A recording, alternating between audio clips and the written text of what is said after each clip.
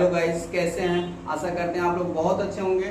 आज मैं आप लोगों के लिए जीएस का ही कुछ इम्पोर्टेंट चीज़ लेके आया हूँ और वो टॉपिक जानते हैं क्या है। वो टॉपिक आज का है कुछ प्रमुख संस्थाओं से संबंधित प्रश्नों को मैं आज लेके आया हूँ, उनसे जुड़ी बातों को लेके आया हूँ। उन चीज़ों को आज मैं बताने वाला हूँ जो पूरी दुनिया में या कुछ विशेष क्षेत्र में कार्य करती हैं, जो ऊर्जा, तकनीकी, शिक्षा, स्वास्थ्य इत्यादि के क्षेत्रों में काम करती हैं। उन्हीं से संबंधित कुछ संस्थाओं का नाम लेके मैं आया हूँ। उससे संबंधित चीज़ों को आज मैं बताने वाला हूँ आप लोगों को। तो पहला जो संस्था की मैं बात करता हूँ उसका नाम है WTO। WTO का नाम आपने सुना होगा। इसका फुल फॉर्म होता है World Trade Organization. World Trade Organization इसका फुल फॉर्म होता है। इसकी स्थापना 1 जनवरी 1995 को किया गया था। इसका मुख्यालय कहाँ पे होता है? इसका मुख्यालय जिनेवा, स्विट्जरलैंड में इसकी स्थापना की गई और इसका मुख्यालय स्विट्जरलैंड में ही है। और आपको मैं एक बात और बता दूं, लगभग जितनी भी संस्थाएं हैं, अधिकतर संस्थाएं जिनमें फुल फॉर्म करते समय ओ आता है, उनका मुख्यालय जिनेवा में अधिकतर पड़ेगा। लेकिन कुछ संस्थाएं ऐसी हैं जिनका मुख्यालय जिनेवा में नहीं है। तो जैसे FAO, फूड ऑर्गेनाइजेशन करके इसका तो रोम में पड़ता है। ऐसे और भी संस्थाएं हैं, 1-2 जिनका मुख्यालय जिनेवा में नहीं पड़ेगा, नहीं तो बाकी सभी ओ वाले जितने भी पड़ेंगे उनका मुख्यालय आप कह सकते हैं जिनेवा में ही पड़ेगा। तो वर्ल्ड ट्रेड ऑर्गेनाइजेशन जो WTO है, ये करती क्या है? इसका काम ये है पूरे वर्ल्ड में व्यापार, सुरक्षा और तकनीकी इत्यादि को व्यवस्थित करना। मुख्य रूप से तो इसका काम व्यापार से ही संबंधित है, जिससे पूरे विश्व में व्यापार व्यवस्था सुचारू रूप से चल सके।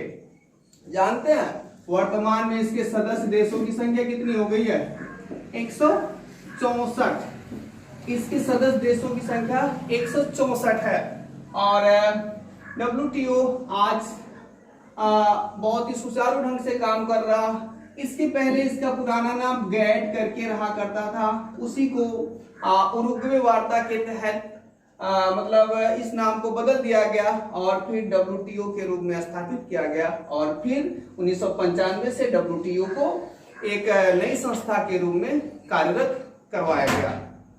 ठीक है, इसी क्रम में आगे मैं और दूसरे समूह की बात करता हूं, दूसरे संघ की मैं बात करता हूं। एक दूसरे संघ का नाम है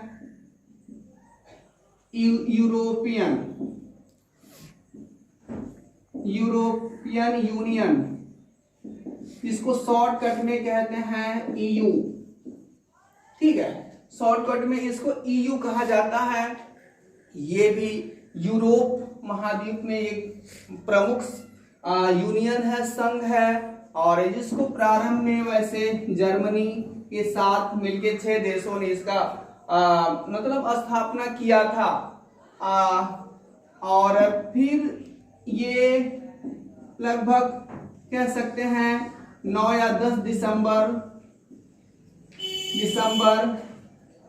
1991 में 12 सदस्यों के साथ यूरोपियन यूनियन की पूर्णतः स्थापना की गई थी। और यूरोपियन यूनियन का उद्देश्य यही था, यूरोपीय देशों में शांति, सुरक्षा और प्रगति, ऊर्जा सहयोग इत्यादि के क्षेत्र में बहुत अच्छा मजबूत एक संगठन बना के आदान प्रदान के रूप में प्रगति किया जाए।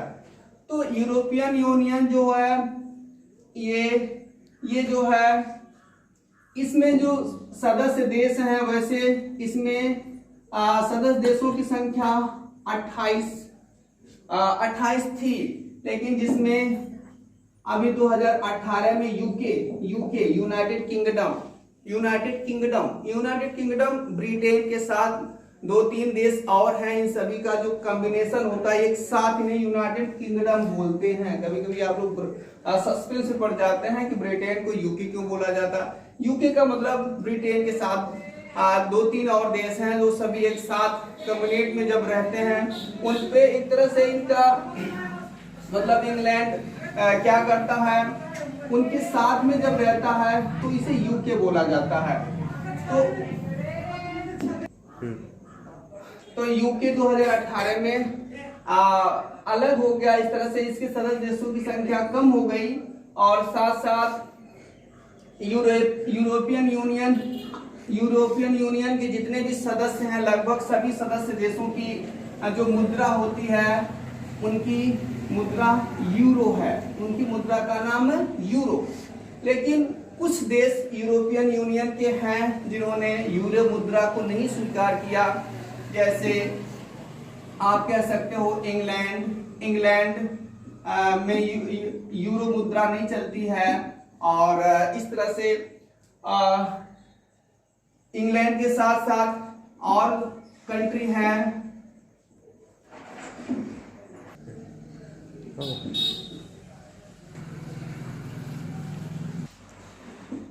स्वीडन और आपका डेनमार्क।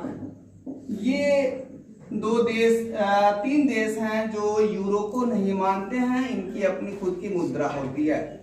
तो इस तरह से आप कह सकते हो यूरोपियन यूनियन से जो जुड़ी चीजें थी ये चीजें हैं। और हाँ, इसका मुख्यालय तो मैं बताना भूल ही गया, इसका मुख्यालय जो है कहाँ पे है, ब्रुसेल्स।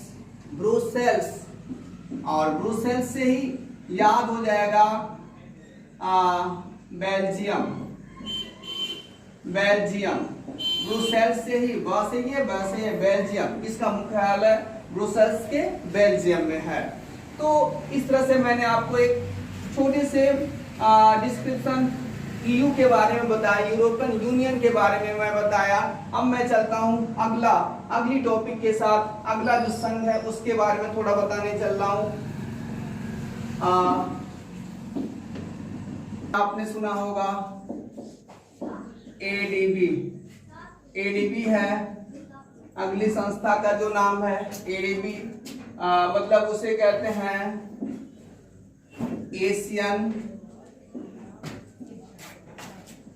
एशियन डेवलपमेंट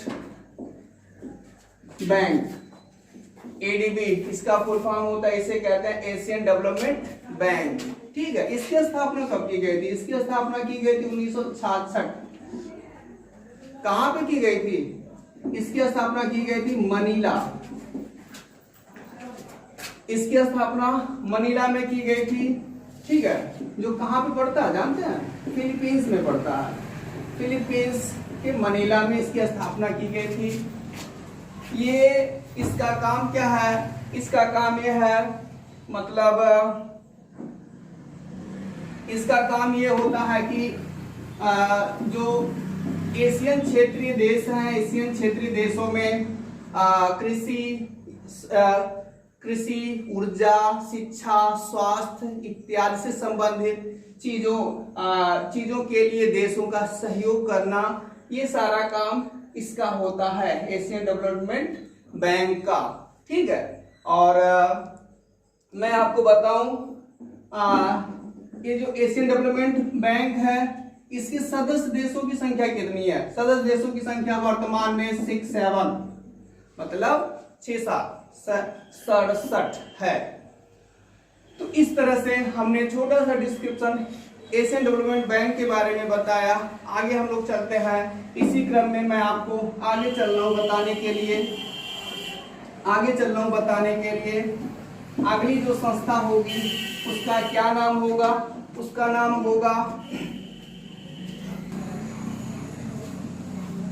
नाम है आसियान। आसियान का नाम सुना होगा आप लोगों ने। आसियान, इसको आसियान कहते हैं। आसियान में कितने कितने अक्षर हैं? 5। अगर 5 अक्षर हैं तो इसके सदस्य देशों की संख्या दुगनी कर दीजिए, गुणे 2। कितने सदस्य देश हैं? सदस्य देश इसके हैं 10, ठीक है। और इसके सदस्य देश आपके 10 पड़ते हैं। और इसकी स्थापना, तो इसकी कुल सदस्यों की संख्या तो आप समझ गए होंगे, जितना जो नाम उसका डबल। ओके, इसका फुल फॉर्म क्या होता है? इसका फुल फॉर्म होता है एसोसिएट्स ऑफ, या एसोसिएशन आप भी कह सकते हैं, association of south east Asian Nations. इसका फुल फॉर्म यही होता है, association of south east Asian Nations. तो ये इसका फुल फॉर्म है। इसकी स्थापना कब की गई थी? इसकी स्थापना की गई थी 8 अगस्त 1967, 8 अगस्त 1967। याद भी हो सकता है आपको, एडीबी के जस्ट अगले साल, वो 67 में 66 में हुआ था, तो ये 67 में हुआ था। अच्छा, ये चीजें तो हो गई। और इसका जो लास्ट मेंबर जो बना था कंबोडिया बना था। इसका जो लास्ट सदस्य बना था कंबोडिया बना था। कब बना था? 1999 में 1999 में अंतिम सदस्य के रूप में या 10वां सदस्य के रूप में ये बना था कंबोडिया। 10वां मेंबर, 10वां सदस्य बना था कंबोडिया, ठीक है। कंबोडिया इसका 10वां सदस्य बना था। और हाँ, इसका तो मुख्यालय मैंने नहीं बताया। इसका मुख्यालय कहाँ पे है? जकार्ता। और जकार्ता कहाँ पड़ता है? आप जानते होंगे, इंडोनेशिया की राजधानी जकार्ता है, इंडोनेशिया। तो इस तरह से इंडोनेशिया की राजधानी जकार्ता में इसका मुख्यालय है। बच्चों, इसका काम क्या है? यही साउथ ईस्ट एशियन नेशंस जो हैं, इनके शांति सुरक्षा सहयोग के बारे में ये संस्था कार्य करती है। आगे चल के इसके और भी कुछ भाग हैं। इसके एक भाग में एशियन 6 करके है, उसमें भारत भी मेंबर है। और इस तरह से ये एशियन जो समूह है, इससे संबंधित अधिकतर चीजों को मैंने आज कवर किया।